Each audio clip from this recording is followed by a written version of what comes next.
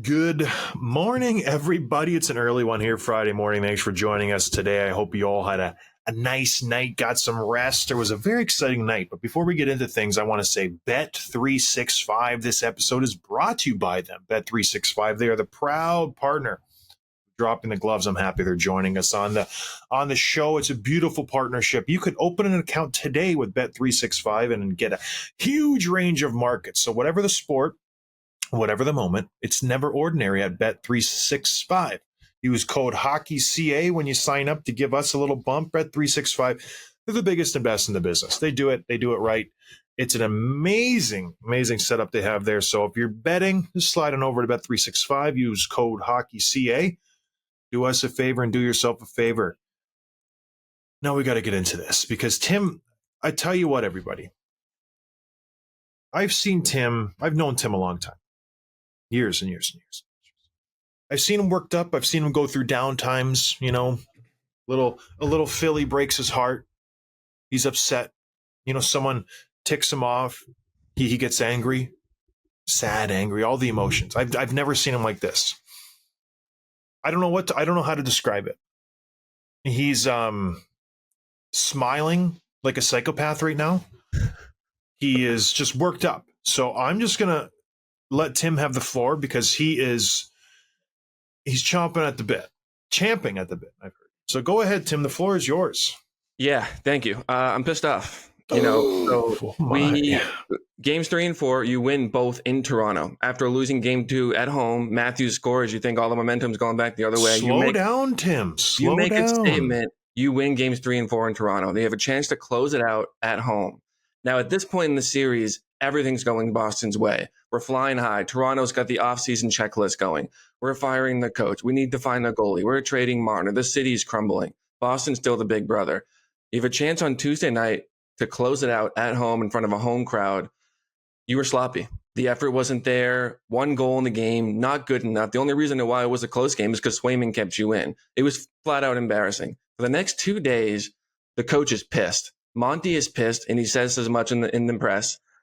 McAvoy and Marchand, that's your leadership core. They're going off about how embarrassed they were. They promised to bounce back. Not good enough. They're going to respond. And this is really important because we all know what happened last year. Those thoughts start creeping in. Here we go again. Another 3-1 series lead to probably an inferior team. Not again. In game 6, you need to respond. You have to respond. And this is your effort. 1 shot on goal in the first period. It's pathetic. I'm going to give some credit to Toronto.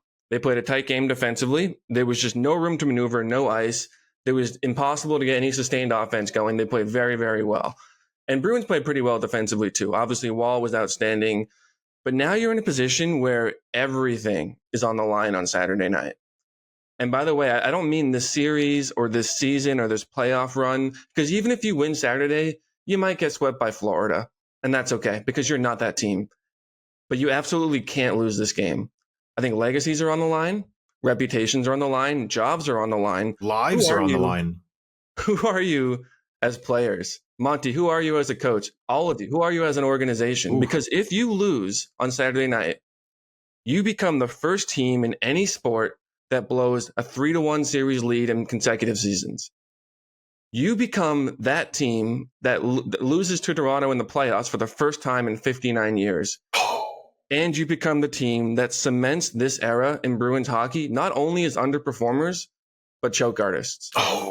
When we lost Game 7 in Florida last year, I said on this show, unprecedented, loss after historic regular season. I said the Leafs are no longer the butt of the joke in the league because they won and you lost. And I got some criticism for that. Here we are again. If we lose, you are the biggest joke in the league. You need your best players to step up. I'm looking at you, Pastrnak. You need McAvoy. Marchand has been okay, but it's been a while since he took over a game. I'm almost speechless, and I got so many messages last night, John. I'm fired up. I'm very upset. Can you just take the mic? I need a minute. I'm not talking you off the ledge. You have a right to be here. The Bruins played terrible. Absolutely atrocious last night. I can't wrap my head around how bad it was. You nailed it on the head. This is a huge game. And they show up flat. Shots were 12-1 after the first period. And mind you, that one shot by the Bruins was a half-hearted, shorthanded attempt by Jake DeBrusk from the top of the circles. Terrible. Absolutely terrible. The only reason they are in this series as a whole is Jeremy Swayman. He's been lights out. He was fantastic last night. He's played every game he's been in. He's been the best player on the ice, and he proved it again last night. Maybe it was a mistake to throw Ullmark in game 2. Maybe they should have rolled with Swayman and swept them in 4, but all that aside, what do we do for game 7? Because there were mistakes in game 6, but I think the biggest thing was just the effort level. The Bruins got out-competed by the Toronto Maple Leafs, and that's strange to say. And in my eyes, the Leafs were blocking shots. Like, the shot attempts were pretty even. The Bruins were throwing pucks at the net. Did you watch Jake McCabe, Ilya Lyubushkin, Morgan Riley, all these guys, top to bottom? They were diving in front of pucks. They were blocking shots. Just when you think the Bruins had a grade A chance, Pasta gets in the slot, never gets its way through the wall. It's a 2-on-1. The puck gets deflected or blocked. It's an amazing. Carlo has an empty net, wide open net, gets blocked by Domi, and then McCabe, a ricochet shot. It was quite the effort by the Toronto Maple Leafs. I have to, give them some props because I didn't think they had it in them. They're playing fantastic. And you know what's funny? Who's leading the charge? It's Max Domi. He's playing so well. He's playing lights out. That kid is all over the ice. He's a tenacious forechecker. He's getting back in his D zone. When he gets the puck, he's gone. Every scrum, he's in the mix. He is playing fantastic hockey. He's their best player in my eyes. Mitch Marner's still fairly invisible. Not the player he was in the regular season. Willie Nylander doing what Willie does in the playoffs. Like, he picks it up, scores 2 goals, plays great, shifty with the puck, really artistic and creative, playing fantastic. But it's Max Domi for me. Him and Matthew Nyes and those guys, the Tyler Bertuzzi's, you're starting to see what Brad Terveling had in mind when they brought them in. Like, they're playing really solid hockey. So good for them. They're picking it up. And let me just leave this here. The last time the Bruins lost, not the last time the Bruins lost in Game 7, but Bruins lost in Game 7 in 2022 to the Carolina Hurricanes. Who was their killer in that game? Max Domi. 2 goals, 1 assist for the Carolina Hurricanes. Is history repeating itself? Maybe. But history could also be repeating itself in the sense 2013, 2018, 2024. Identical series, identical win-loss records, identical wins. In all 3 of those series, the winning team was Boston, Toronto, Boston, Boston, Toronto, Toronto. Game 7 went to Boston. So could it be history repeating itself? Potentially. Boston has been in the shoes. Most of the players for the Bruins in 2013 weren't even on the team. Some of them weren't even born. 2018, some guys were in that series. Boston, Marchand, McAvoy, they were in that series. So they know the same thing goes for the Leafs. I don't know. Game 7, you throw everything out the window. The prior 6 games don't mean anything. It's a clean slate. We're going into Boston. If anything, I don't mind Boston's chances. Jeremy Swayman gives them a reason to win. All they have to do is play okay, Tim. That's all they have to do. Both goals were not Swayman's fault. The first one, Charlie McAvoy, I know Henrik Lundqvist said this on TNT between periods or after the game or whatever, and I said the same thing. You got to block that shot if you're Charlie McAvoy. Or just get out of the way. It's a terrible mistake by a really good defenseman. I don't know what he's thinking there. It's not even a hard shot by Willie Nylander. It's almost an afterthought. He's being hemmed in at the blue line, and he just throws it at the net, and it goes off McAvoy behind Jeremy Swayman. So not good. But the Bruins, Tim, you're right. They're gaining this reputation of choke artists. They are 0-6 now in their last 6 elimination attempts. I blame Patrice Bergeron.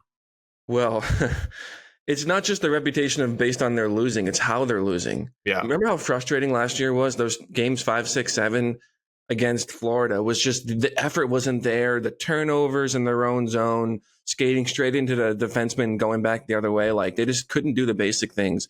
And there were a lot of like, Friday morning quarterback you could do last night based on certain calls by the refs, certain plays that we should have made. I'm talking about Geeky to Charlie Coyle. I don't know if you saw that one where he had him in the back door. He didn't make the play. There were a lot of plays like that could have gone one way or another. And we scored technically with 0.1 seconds left. Yeah. I guess it technically was a 2-1 game, but there's just so much that's frustrating about this. And Pasternak's a big one for me. And I was thinking about this last night because I had trouble falling asleep, believe it or not. And when we talk about like the guys that don't show up for the playoffs, when we talk about the Marners and the Matthews of the world, we describe it as if it's not just that they played poorly, it's that they're the type of people, the type of players who don't show up for the playoffs. Because all players are going to have stretches like that. Crosby did that. He has playoffs where he didn't play his best performance. But when Pasta does it, it's like, oh, he's had a bad series. He needs to step up. At some point, we need to have a conversation about the fact that he's the type of player that doesn't elevate his game when it matters most. The same way you did with Marner and Matthews. Ooh. I don't know if we're quite there yet, but we might be on Monday morning, because you've seen those takeover games from Matthews and Marchand, and you've seen elements of it from Tavares and Marner even, but you haven't seen that yet from Pastrnak. I like that the Montgomery called him out. But this is the kind of thing when I mean, who are you as a team? Who are you as a player? And what's this era of Bruins hockey? Because if you lose this, it's absolute humiliation, and they'll deserve it. Yeah, and well-deserved. And arguably Toronto is the better team going into this series. They have more talent, but the big question for me, not a big question, but it is a question. What do they do with Austin Matthews? The Toronto Maple Leafs. You've won the last 2 games. You've been the best team, and you've been the best team because you've outworked the Boston Bruins. I know Joseph Woll came in and he's played really good. He's saved the pucks he has to save. I don't think he's had many lights out, 5-bell saves. He's been a solid goaltender. The reason you've won is you've played good hockey. Solid, good defense, blocking shots, 200-foot game. And I'm not saying Austin Matthews doesn't play that type of game, but in the first 4 games, they were questioning how the Leafs are playing. What if Matthews comes in tomorrow and he skates and he feels pretty good? Do you play him at 80%? You have to, right? Or do you bench him and say, we're rolling pretty good, Austin? If you're Sheldon Keefe, you don't want to play Austin Matthews. You don't. But what if he says I'm healthy? What do you do, Tim? Well, I'm not going to be the guy that says they're a better team without Austin Matthews just because of the last 2 games. But I think there's something that psychologically happens to a players, especially the depth players, the ones that we're talking about, the Domis, Bertuzzis, Nyes, even Robertson has been excellent in the series. That when your best player is out, something happens in your brain. Okay, I'm going to be the one to step up. We're going to play a different game than we would if Matthews was in the lineup, because we have to win in a different way. And it comes out in the little things. It's that extra play. It's that extra block shots, the extra okay, we're going to have to win in a scrappy game because we're probably not putting 4 or 5 up on the board because our best goal scorer is out of the lineup. And so when he comes back in, it sort of takes some of that pressure off where, okay, Matthews is in, he's the guy, I can go back to my game. And that's how they lose. And so I think if he's in, to your point, you can't not play him if he's ready, if he's healthy. But I don't think it matters. I think they can beat you with Matthews or without you. They've proven it at this point. I don't think it's going to be a huge factor either way. I'm not super confident about Game 7, and I'm not even the fact that whether or not Matthews will play is not very high on my list of storylines heading into Game 7. Wow. It's amazing to see you just shift, just completely just abandoning the Bruins. I'm not abandoning them. It's just sounds like you are. No, I'm not. I'm not jumping ship. I'm calling them out. Oh, it's embarrassing. It's just unacceptable. What do they need to do to win Game 7, the Boston Bruins? I think one thing is for sure that this is where there's not a whole lot you can blame Montgomery for, but I think he's jumbled the lines a little bit too much in the last few games. I think you go with your regular season lineup and your best lines. That's probably something like DeBrusk between Zacha, Pastrnak, and then Coyle with Marchand, and probably Danton Heinen. You can flip Heinen and DeBrusk. They've both been in those roles. But that's been your top 6 for most of the second half of the season and a good chunk of this playoffs. I don't think you need to mess with that. They tried moving Frederick up there and Geeky and all these other guys. It's just not working. Heinen's injured, isn't he? Oh, I don't know. Yeah. But yeah, is he injured? Yeah. Then maybe that's why Geeky was in the top 6 last night. I think you just don't mess with the lineup too much. Grzelcyk might have played his last game for the Bruins after being beaten by Tavares in Game 5 on the wing, which I don't totally blame him for, but he was scratched last night in favor of Shattenkirk. I don't know. Defensively, you were good last night. You know what I mean? I'm okay rolling out the defense. I'm not looking at the bottom 6. I'm not looking at the 4 or 5 defensemen. I'm looking at the top guys. What do you need to do to get Marchand going and Pastrnak going? It was even the first power play of the game. They didn't have Pastrnak on it. They had power play 1, everyone else, but it was Geeky instead of Pastrnak. It's just that's the coach overthinking things. You need to put it in the hands of the players, and they need to step up. It's the margin of error is too thin. Yeah, Montgomery said it. He said it in his post-game presser. Pasta needs to step up. He's not playing good. He's been basically invisible in Games 5 and 6, so no points, no anything. So he needs to do something. And they need to start Their starts have been awful. The last 2 games, they've been outshot 23-3 in the first period. 23-3, Tim. So now the Leafs have lost 5 straight Game 7s. The Bruins have lost 6 straight elimination games. One of these are both horrible, awful runs by both of these teams. One of them is going to break on Saturday. And one of these is going to be it's going to be ugly for one of these cities. Who do you have? Who do you think?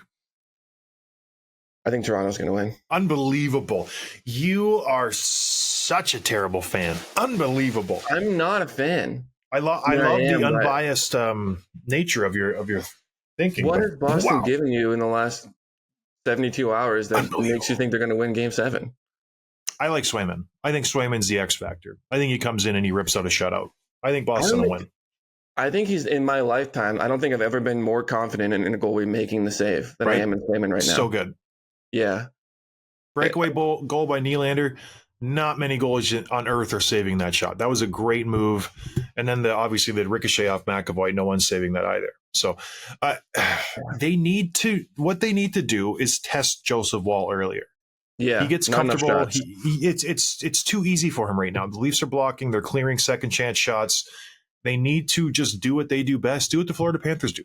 Throw everything at the net, traffic, get some greasy goals. That's how you're going to win this game. They're trying to out Toronto. They're trying to do, backdoor passes. They're trying to do too much. That's not who you are. You have to play like the Boston Bruins. Throw the puck at the net. Get JVR in front of the net. Get one off his ankle, off his calf. That's how you're going to win this game. Throw everything at the net. I think Boston will pull it out. At home, Game 7. It's going to be a good game. Very good. Hockey Night in Canada, Saturday night. What more can you ask for? This is what we wanted. This is how we thought this series was going to go before the playoffs started. Game 7. Very fun to watch. Very fun to be around. Very fun to talk about.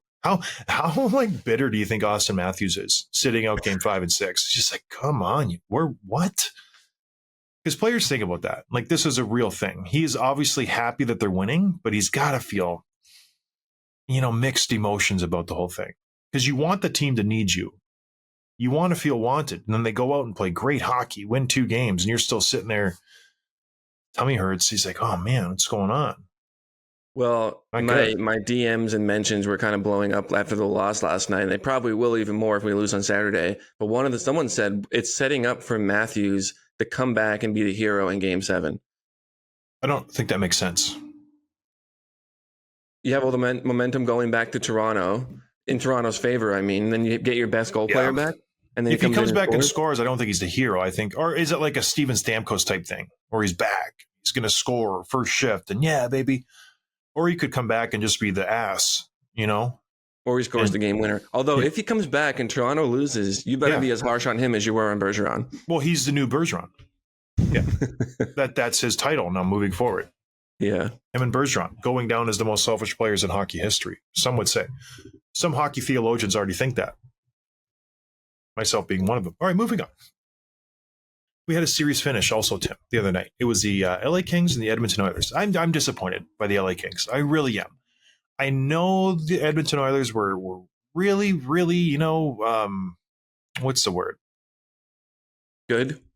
No, they were the favorites, whatever. They were the favorites going into the series. Everybody thought they were going to win, and they did, rightfully so. I thought the Kings were going to put up more of a fight.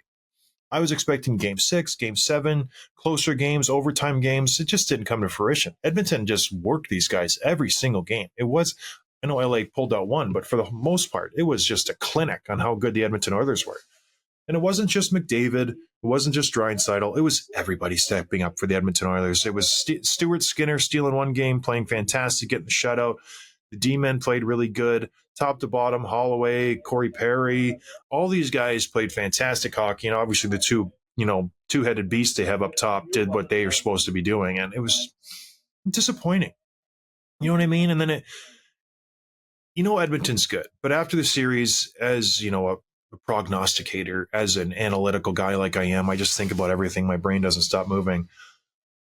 What does the LA Kings have to do to move forward? Because I thought they were doing good things last year. They weren't mortgaging their future at the deadline, trying to, make a go at the playoffs, even though they were a wild card team. They were going to make steps this offseason. And they do this silly Pierre-Luc Dubois trade.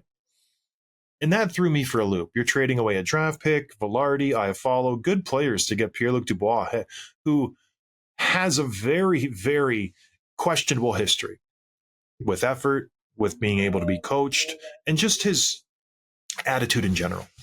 You bring this guy into a team that is a very solid culture, a very rock solid locker room, right? And then you jeopardize all that by bringing this guy in, who, in my eyes, wasn't even the best player in the trade. And early results are just awful. This guy, non-existent, Tim, in this series, really non-existent in the whole season. So if I'm Rob Blake, I'm kicking myself right now because you just ruined one season and then getting rid of two really good players. And that's what I take away out of this for the LA Kings. You ruined a year from Kopitar, a year from Doughty, because those guys are getting old. Like, this is it. Your window is very, very, very, very slim, if not shut. I think they could have had one good run this year, and they blew it. Absolutely blew it. So this was a very big disappointment for me this series. And I blame Pierre-Luc Dubois. 5 games, he had 1 goal. The more drastic stats are 4 shots on net. The whole series, Tim. 5 games, 4 shots on net. That's bad. His 1 goal was in game 1, and he had 3 shots on net. Game 2, no points, but 1 shot on net. Games 3, 4, 5, zeros across the board, except for the one night that he had 14 penalty minutes. It's just embarrassing. And speaking of the Kings, like I even said, the last few years in these prior matchups, they were missing Doughty 2 years ago. They were missing either Kempe or Fiala last year, like one of their top players. This is the first year they had a healthy lineup. And they lost to Edmonton in 6 last year. And since then, they changed everything. Their offseason, new coach. They change up the goalies. The young players are taking a step forward. They bring in Dubois. Like, they make all these changes, defense, goaltending, everything. And then they lose in 5. It's just like, and I understand that, like Colorado, Edmonton's a juggernaut. And a lot of this has more to do with how good they are than anything that LA did wrong, similar to Winnipeg. But this is disappointing any way you slice it. And because of the Dubois thing, there's very little room to maneuver. There's very little hope for, like, okay, if XYZ happens next year, we bounce right back. You're going to have a good team. Who are you beating in the first round? You know what I mean? Like, yep. You're not. The best thing you could hope for is maybe squeezing into, like, the second in the division and hoping that you play a terrible wild card team. That's the best case scenario. Most likely, you're going to play Edmonton or Dallas or Vegas and Colorado, and you're going to lose in the first round again. Yeah, we can talk about this in the offseason, but I don't, man, that's the thing at the end of the day. I don't mind the pieces that they have. It's the Pierre-Luc Dubois. Like, I like Kevin Fiala. I think he's really, really good. Adrian Kempe is one of the most underrated goal scorers in the NHL right now. Philip Deneau is fantastic. Kopitar, it's just the age of these guys, and they're missing that one piece. Quentin Byfield, very good. Like, really, he took massive leaps forward this year. So I think the pieces are there. Maybe a new goaltender, Cam Talbot, long in the tooth a little bit. But I'm not giving up on this LA King team just yet. But I think they really blew it with that Dubois trade. And that cost them the series. They needed another guy who could, put pucks in the net, be good defensively. And he wasn't the guy. Now he's there for 4 more years at 8.5. So it's tough. It's tough for the LA Kings, but the Oilers were a good team. Let's talk about the Oilers. We talked about the bad. Let's talk about the good. Leon Draisaitl. 5 games, 5 goals, 5 assists, 10 points. That's 2 points per game. That's a goal and assist per game. He was fantastic. The last 3 years, how has he done against the Kings, Tim? He's played the Kings 18 times in the playoffs over the last 3 years. He has 17 goals. Which Might want to watch that guy. It's a stupid number, yeah. And he said, and this, I love this quote, and this is what I'm part of my frustration with, like, Pasternak's of the world. He said, quote, "It's always been a goal of mine to be a big game player, and for the most part, I think I've done that." The best players, it's not just talent. They want the spotlight. They want to rise to the occasion when it matters most. Draisaitl's done it. I know. He hasn't won a cup. He only went to the conference finals once. Like, he's got a lot to prove, but there's only so much that one player can do. And I think most of the time in the last few years, you can't blame Draisaitl and McDavid and those guys for not doing everything they can for their team. And so, yeah, he was excellent. Hyman was excellent. McDavid, relatively quiet from a goal scoring perspective, but still put up a bunch of points. Well, here's my issue. Do we have a problem with Connor McDavid?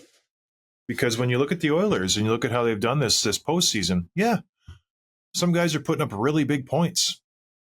Leon Draisaitl scoring a lot of goals. Zach Hyman has 7 goals. Thankfully, he's carrying the weight for the Edmonton Oilers. But when you look at Connor McDavid, is it cause for concern, Tim? He's got 1 goal in 5 games, and it was a power play goal. So 5-on-5, he's been just done nothing. So if I'm an Oilers fan, I'm a little worried. The best player on the planet not showing up. Like just not. Yeah, he's doing his thing where he skates around really fast and he looks like he's doing a lot, but he's really doing nothing. I'm serious. This has me worried because you need him to score goals. You need him to be productive. And right now, if I'm looking down the bench and I need to score a goal, I can't put him on the ice. I can't get him out there. I need to put guys out there who I know are going to produce. And even coming into the playoffs, I think the last 3 or 4 games he didn't score either. Is it Adam Henrique's fault? I don't know. But if I'm putting out a line there at the end of the game, I'm going the Nuge, Draisaitl, Hyman, probably Evander Kane. Maybe Dylan Holloway. He's been scoring goals. Maybe Warren Foegele. Connor McDavid needs to do some inflection. Figure out what he's doing because it's not working. Yeah, he's got assists. He's got 11 assists. A lot of those assists are second assists. A lot of them are just coming off a bank pass, giving it to somebody else. It's not even the primary assist. So for all the accolades the Edmonton Oilers are getting, yeah, you beat the LA Kings, this and that. Red flags, Tim. Connor McDavid. I'm worried. I'm worried about him. Something must be wrong because he's 1 goal in 5 games, and it was a power play goal. So that to me, keep an eye on him because something's going on with Connor McDavid. Mark my word. Yeah, this is a good example of why people listening need to watch on YouTube as well and see the smirks. I mean, yeah, McDavid only has 1 goal, but it's not like he leads the league in points in the playoffs, right? A lot of terrible assists. Sure. But it's not like he just beat his team in 5 games and has 12 points in 5 games. It's not his team anymore. It's Draisaitl's team. Okay. If that's how you feel, John. We still don't have any matchups in the West yet, though. Vancouver and Nashville is still going, and Dallas and Vegas still going, so we don't know who's playing who yet. Well, before we get into that, I want to talk about Wendy's. This episode is brought to you by Wendy's. It takes hard work and determination to bring home the cup. Luckily, all you need to do to bring home a cup is join Wendy's rewards and then just eat. That's it. You don't even have to play in the NHL, which is beautiful. So to do that, just download the Wendy's app, place your favorite order, and you'll be well on the road to victory. And hey, by victory, we mean free food, obviously. Everybody loves free food. So download the app, play the games, get some free food. It's good. And while you're racking up rewards points and eating your way through the menu, you'll also find plenty of deals along to keep the morale high because you get really sad sometimes. So that'll keep you happy. What are you waiting for? Download the Wendy's app today and start earning on every order. Everything has an app these days. It's kind of neat. We should make an app. No, I don't even want a website. But you can be driving and like I'm hungry. And I do this a lot with the kids and the family. And we're like driving somewhere. It's like, oh, we need to stop and get food for lunch. And you got a plan on the road. Half an hour ahead. What do? You just jump on the app. Download it, up we go. So now we can do it with Wendy's when we're on the road. The kids like Wendy's. They really do. Get the nuggets, get the fries. What we do is we hack the menu. Instead of getting individual kids' meals, I just get like a 40-piece nuggets. And then we just throw them in the back seat, and they're like animals. We don't even like put them on wrappers. We just like, boom, like a grenade goes off, and they just scavenge for them. They're absolute animals. All right, moving on. The Winnipeg Jets got beaten out. Everybody knows a lackluster playoffs for them. Probably one of the biggest choke jobs I've ever seen. They lost to the Colorado Avalanche. Brendan Dillon, my former teammate, kind of frustrated, Tim. What's he so frustrated about? Yeah, he's frustrated that he hasn't been offered a contract extension. And it's weird that you see a player say so outright to the media, especially, it's not like it's approaching July 1st and he doesn't have a deal yet or whatever. Like, it's just only been a couple of days. But he wants to be in Winnipeg, which I think is interesting. And, I'm glad that he wants to be there. I'm sure his kids and his wife and his family are all very much entrenched there. But yeah, I thought it was interesting that he is frustrated by that. Well, it's so funny. It's like He's like, I really want to be here. You know, I've been trying to talk to you guys all year. I want to negotiate a new deal. Chevy's like, yeah, I know. There's a reason, you know, we're not doing that. Can you not, you know, make this a big deal? It's like the jilted lover. I love you so much. I keep calling you. Why aren't you answering my calls? I want to be here. I want to change. Let's do this. And the other one's like, there's a, you know, read the tea leaves, bro. There's a reason we're not answering the calls. There's a reason we're not, you know, negotiating. You're 33 years old. You have an injury history. You make $4 million. We want to try to find a different type of defenseman. We have Logan Stanley. We have a big D man who hits. We're going to move on. Let's not make this weird. Don't make it weird, Brendan. Like, just move on. Like, but I want to be here. I love you so much. Just leave, okay? Like, don't make a scene. And he's making a scene right now. So it's frustrating for Brendan. I played with Dilly. I know him. But the Jets have to do something different. You know, you have to change. And obviously he's not going to fit in their plan. So it's just funny that he's causing a big stink. And the back end is where they will make a change. They have Morrissey and Schmidt and Pionk, good defensemen. They have to revamp a little bit. It's time to, you know, change things out. Trade Connor Hellebuyck. Dumb signing. He's there for 8 more years. All right, what else, Tim? Yeah, there's some weird rumors about Rod Brind'amour possibly being approached by other teams. Some of them was Seattle because of his relationship with the president there. But Drager basically put it all to rest yesterday, said that the Carolina Hurricanes are not interested in allowing their coach to investigate the open market. No surprise there. I'm surprised it was even a rumor in the first place. And that yesterday, in the past 24 hours or so, the two sides have come together looking like an extension is coming and he should stay in Carolina, but worth paying attention to. That screams of his agent just leaking something to a reporter and saying, hey, we, you know, do us a favor, write an article. We got to get a deal done. And they're not negotiating kind of the way we want them to. So that's what that screams about. And that does happen. Being in the, you know, media side of things with NBC, you do hear of, you know, certain reporters having certain relationships with certain GMs. They scratch our back, we scratch theirs. And so that's where this anonymous informant comes from. We'll give you a little bit of information. You talk to the players, you let us know if players are unhappy, this, that, and the other. So there is an avenue for information to be had, even though it's not legal, technically. Reporters talk to players. Just say I was, you know, doing a story on Minnesota Wild, and I'm talking to Zuccarello or Kaprizov, and he's like, I hate it here. You know, I don't like it. It sucks. I take that information, go and tell another GM. He, in turn, can call the Minnesota GM and negotiate a deal that works for all kinds of stuff. So that's just how it works. So, anyways, it all. And I'm sure that's what happened with Rod Brind'amour's agent. He wanted a deal. The agent said, well, I'm going to go talk to a reporter, tell him an anonymous source. He won't reveal it, but it's me. He writes a story.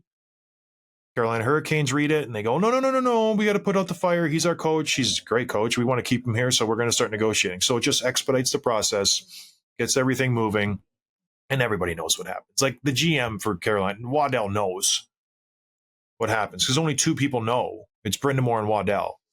And all of a sudden, there's a story written about it. It's like, come on. Like, that's how it works. Rod's just putting the pressure on the Carolina Hurricanes to get a deal done. He is a great coach. All right, moving on. Jordan Eberle, speaking of the Seattle Kraken, refuted Emily Kaplan's report. Emily Kaplan, very well-known ESPN reporter, very highly held, esteemed, like doesn't just throw stuff out there like I do. Jordan Eberle refuted a story about significant Kraken players turning on Hakstol and, you know, forcing the GM to fire David Hakstol. Jordan Eberle says, by no means did anybody go in with an ultimatum. That's not how our team operates. It probably happened. He didn't deny it. We didn't go in with an ultimatum, but we went in with our opinions and we let him know how we felt. And we felt that maybe the coach wasn't right for us. So it's a play on words. Did you just catch that, Tim? Yeah, he even said he was disappointed in the report. But again, you're not denying it. You're not happy that it got out, but you obviously went into the locker room and into the coach's room and said, you know, what you wanted to say. So I think you're right. He didn't deny it. Emily Kaplan, she's not going to make stuff up. All right, moving on. 2 games tonight. 2 huge games, crucial games. I love it. Dallas, Vegas. Game 6 in Vegas. Vegas facing elimination. Bruce Cassidy calling out his leader, Alex Pietrangelo, saying he's a veteran guy. He's got to be better, and he should know better. He took a terrible penalty at Tyler Seguin in Game 5. Cost them the game. Dallas goes on the power play, scores the eventual game winner. Can't happen to that. Cassidy continued. He said there's controlled aggression out there all over the ice in every series. There's a little bit of a learning curve that goes into that. We should know better, but it happens. Margins are too thin. Learning curve? The guy's been in the playoffs every year for the last 5 years. He's a vet. Won a Stanley Cup with St. Louis. Won a Stanley Cup with the Vegas Golden Knights. Learning curve? I don't know about that. I just think he has to be smarter about things. He said, Bruce Cassidy said to cap it off, we have to take care of our discipline. We just have to. It's that simple. That's it. It's very simple, Tim. Be disciplined. You should think about that. Tim, you need to grow up. You really do need to grow up. Who do you like for that game tonight? Oh, boy, you're putting me on the spot here. I got Vegas Golden Knights. I think they can't lose 4 in a row, can they? Who do you start in net? But I don't think they're going to. No. You go to Thompson or do you go to Aiden Hill? That's a good question. Back to Logan Thompson, probably. Yeah, I would think so. He got you the 2 wins, but he also got you 2 losses. Aiden Hill. Their goalies haven't played terrible. That's the thing. It hasn't been the goalie's fault. So we'll see how it. I want both to win because, you got Pavelski and friend of the show, Matt Duchene, but then the Vegas Golden Knights I picked. So I'm winning either way. That's the way I look at it. Or losing either way. No. See, that's the way you think. You're a loser. I'm a winner. And I think I'm going to win always. So moving on to the next game, Vancouver, Vancouver up 3-2, playing Game 6 in Nashville. No one thought it was get this far, but Thatcher Demko gets injured. Nashville playing really solid. JT Miller doing what a good leader does. Day before the game, pregame, just a random practice. He throws on the goaltender, Artur Silovs' dress shirt. Did you see this? Silovs. Yeah, it was great. Did you like that? What a shirt he was wearing. Could you think you could pull that off? I don't think anyone could pull that off except for maybe JT Miller. It's a very flamboyant shirt, but is Silovs Russian? Probably. Yeah, it's different over there. It's different a Russian fashion. shirt. It's a different culture. So JT Miller doing what he does, he throws it on over his pads, wrecks the shirt, and does the practice in it. It's a fantastic move. Not many guys would do this. JT Miller does it. It's loosens up the team. They lost last game. Everybody's, gripping the stick a little tighter. That's what you need. You need to loosen up the atmosphere. It's just a game, everybody. We're fine. We're up 3-2. Let's go. Let's have some fun. They'll go out, and I think they'll close out the Nashville Predators tonight. And it's all because of JT Miller wearing that shirt. What a leader. You know what? What if Pasta would? If you had Miller over Pasta, would you do that trade? No. Oh. No. I would. JT Miller. Pasta's a 60-goal scorer. You know what I mean? Like, it's... What does Miller won? What does Pasta won? Exactly. Why make the deal? Because Miller wears dress shirts for practice. That's a good point. You make a good argument. All right, I'll take Miller. All right. Well, I guess we'll close out the show on that. Thank you, everybody, for joining us. We'll see you Monday, Tim. If somehow the Bruins lose, are we going to see you Monday? Here, like I said, this is not disappointing in the sense of like, man, we had a chance at a real run here, and we blew it in the first round like last year. This team is not going to go on a deep run. You might win one game against Florida if you advance. Listen to you. You're so defeatist. They won the Eastern Conference. John, they're not that team. Wow. So, yeah, I will be here on Monday either way, but you're going to see 2 extremes one way or the other. They didn't win the Eastern Conference. I stand corrected. No. They were 4th in the East behind Carolina Rangers and the Panthers. All right. Well, we'll see, I guess. Good luck, everybody. Just pray for Tim. He needs it. And then have a good night watching all these great hockey games. We'll talk to everybody on Monday. Cheers. Thanks for listening to Dropping the Gloves with John Scott, a member of the Nation Network of Podcasts. Subscribe wherever you get your podcasts from to never miss an episode.